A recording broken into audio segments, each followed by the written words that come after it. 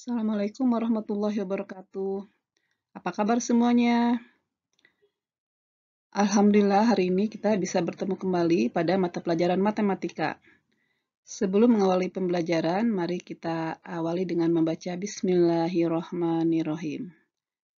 Materi hari ini yaitu tentang operasi hitung campuran pada bilangan bulat.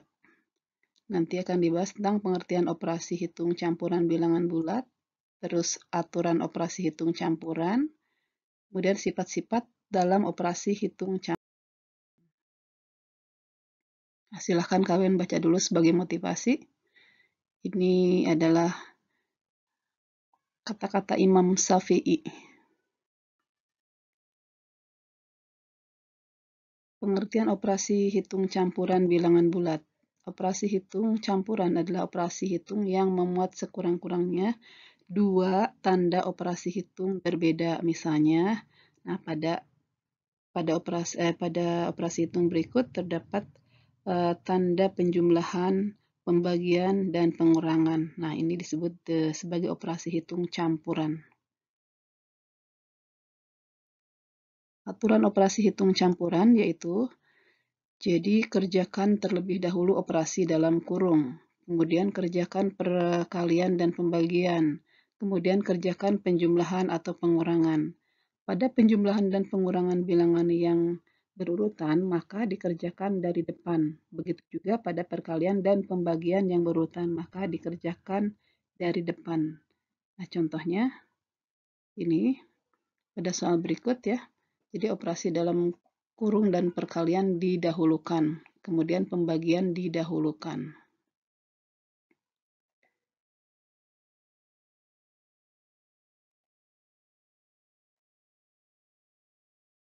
Nah, sifat-sifat dalam operasi hitung campuran. Jadi dalam operasi hitung campuran berlaku sifat distributif perkalian terhadap penjumlahan dan pengurangan. Jadi A kali dalam kurung B ditambah C itu sama dengan dalam kurung A kali B ditambah dalam kurung A kali C. A kali B dikurang A dalam kurung A kali dalam kurung B dikurangi C itu sama dengan dalam kurung A kali B dikurangi dalam kurung A kali C. Contohnya, negatif 12 kali dalam kurung 7 ditambah 15 itu sama dengan negatif 12 kali 7 ditambah negatif 12 kali 15. Gitu ya. Contoh soal, dalam turnamen futsal yang diikuti oleh tim salah satunya adalah tim Samba, tim tersebut dari 17 pertandingan yang dimainkan memperoleh 9 kemenangan, 3 seri, dan lainnya mengalami kekalahan. Dalam turnamen tersebut, menggunakan aturan berikut. Tim yang menang memperoleh nilai 3, seri mendapat nilai 1, dan kalah nilainya dikurangi 2. Tentukan nilai yang diperoleh tim Samba. Jawabannya, dari 17 pertandingan diperoleh 9 kali menang dan 3 kali seri sehingga kalah 5 kali. Maka nilai tim Samba berarti 9 kali 3. Karena tadi kalau menang itu dapat poinnya 3 ya. Berarti 9 kali 3. Kemudian serinya 3 kali. 3 kali kalau seri itu dapat nilai 1. Berarti 3 dikalikan 1. Ditambah 5 kali negatif 2. Karena kalau kalah itu dikurangi 2. Berarti dikalikan dengan negatif 2. Jadi 27 tambah 3 dikurangi 10 sama dengan 20. Maka tim Samba memperoleh nilai 20. Berikutnya yang akan kita pelajari itu tentang konsep KPK dan konsep EPB dan bilangan prima, serta cara penyelesaiannya. Misalnya ada permasalahan, nah ini Zainul, Ivan, Tohir mempunyai langganan bakso yang sama. Zainul membeli bakso setiap 2 hari sekali, Ipan setiap 3 hari sekali, sedangkan Tohir setiap 5 hari sekali. Jika pada hari ini mereka membeli bakso bersama-sama, tentukan setiap berapa hari mereka makan bakso bersama-sama. Konsep KPK. Apakah yang dimaksud dengan KPK? Nah, misalkan kita akan mencari KPK dari 3 dan 5. daftar, maka daftar kelipatan 3 dan 5 yaitu 3 itu berarti 3, 6, 9, 12, 15, dan seterusnya. 5 berarti 5, 10, 15, 20, dan seterusnya. Perhatikan dari daftar kelipatan keduanya, cari bilangan yang sama terdapat di keduanya kelipatan tersebut dan yang terkecil. Itulah nilai KPK-nya. Berarti berapa KPK-nya? Nah, berarti 15. Jadi nilai yang kelipatan yang sama dari 3 dan 5 itu adalah 15. Kelipatan terkecil yang sama ya dari 3 dan 5 itu adalah 15. Itu yang disebut dengan KPK. Sekarang konsep EPB. Apakah yang dimaksud dengan EPB? Nah, ini sebenarnya KPK sama EPB kamu pernah belajar waktu di SD ya. Jadi kalau EPB itu berarti misalkan cari EPB dari 8 dan 12. Berarti EPB itu faktornya tuh faktor dari 8 itu berarti 1, 2, 4, dan 8. Faktor dari 12, 1, 2, 3, 4, 6, dan 12. Perhatikan dari daftar faktor positif keduanya, cari bilangan yang sama terdapat di keduanya dan yang terbesar itulah nilai EPB-nya. Berarti EPB dari 8 dan 12 adalah 4.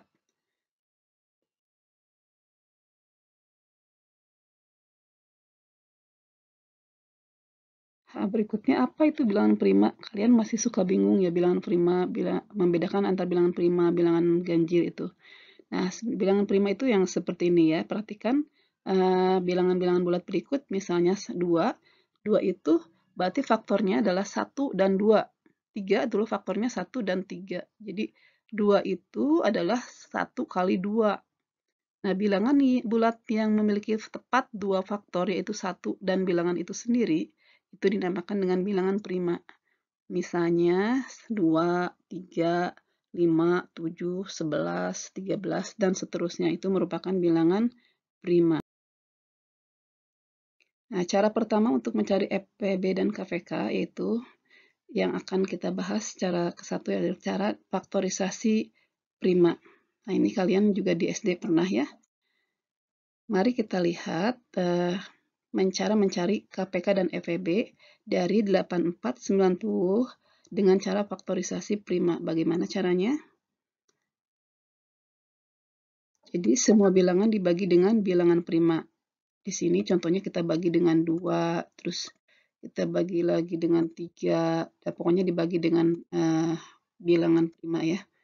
Kalau misalkan tidak bisa dibagi 2, berarti bagi 3, terus kalau tidak bisa dibagi 3, berarti dibagi 5, bagi 7, dan seterusnya. Nah, sehingga didapat faktorisasi dari 90 yaitu 2 kali 3 pangkat 2 kali 5. Kemudian dari 84, berarti dari 84 kita dapatkan 2 pangkat 2 kali 3 kali 7. Nah, jadi cara faktorisasi prima untuk KPK itu mengalihkan semua faktor-faktor pada masing-masing bilangan dengan ketentuan. Jika terdapat faktor prima yang sama pada kedua bilangan, maka dipilih yang pangkat tertinggi. Ya, jadi yang kita pilih itu pangkat tertinggi. Sehingga KPK dari 84 dan 90 adalah 2 pangkat 2 kali 3 pangkat 2 kali 5 kali 7. Jadi didapat 1260. Sedangkan EPB-nya mengalihkan semua faktor-faktor yang sama pada masing-masing bilangan dengan ketentuan pilih pangkat yang terendah. Itu untuk EPB. Jadi EPB dari 84 dan 90 adalah 2 kali 3 sama dengan 6. Ya. Kemudian cara bersusun. Yang kedua mencari EPB dan KPK dengan cara bersusun. Nah, langkah ke-1, bagi ketiga bilangan tersebut secara bersusun sehingga hasil bagi semua bilangan adalah 1. Seperti di samping. Nah, kalian lihat di samping berikut.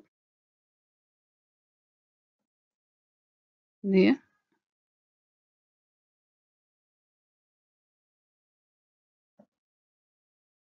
Nah, sampai 1 terakhirnya. Nah, langkah kedua untuk mencari KPK, kalikan semua pembaginya yang berwarna biru dan merah. Itu untuk KPK. Itu 72 sama dengan 2 pangkat 4 kali 3 pangkat 2 sama dengan 144. Langkah ketiga, untuk mencari EPB, kalikan pembagi yang habis membagi semua bilangan, hanya yang berwarna biru. Ya, berarti EPB-nya 2 pangkat 3 kali 3 sama dengan 24. Nah, berikutnya aplikasi atau penerapan bilangan bulat. Jadi bilangan bulat itu bisa diterapkan pada apa saja dalam kehidupan sehari-hari.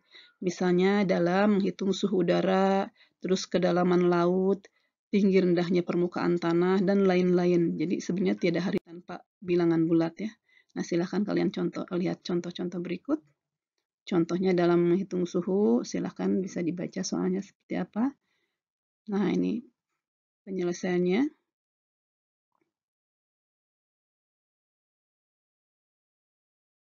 Contoh 2, ketinggian kota. Nah, penyelesaiannya seperti ini. Contoh 3. Nah, ini juga sama, masih suhu, perbedaan suhu dari 2 lemari es. Ini penyelesaiannya seperti ini. Contoh keempat. Nah, ini sama seperti tadi ya, tentang menjawab soal.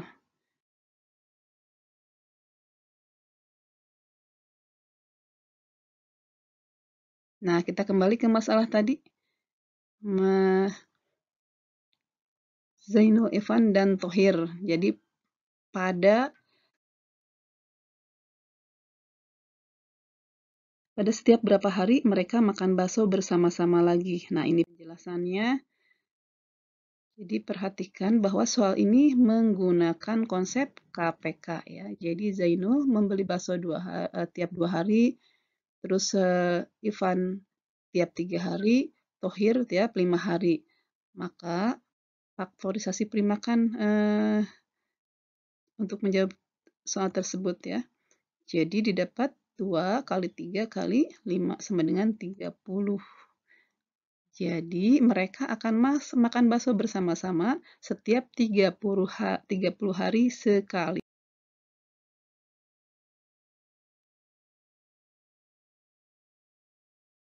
Contoh berikutnya.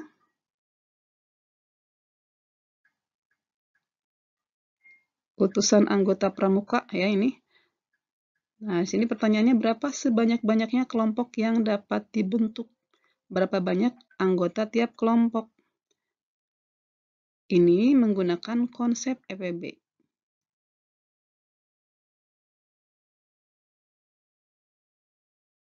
Nah, jadi kita bisa menjawabnya dengan cara bersusun. Silahkan lihat jawaban di samping ini.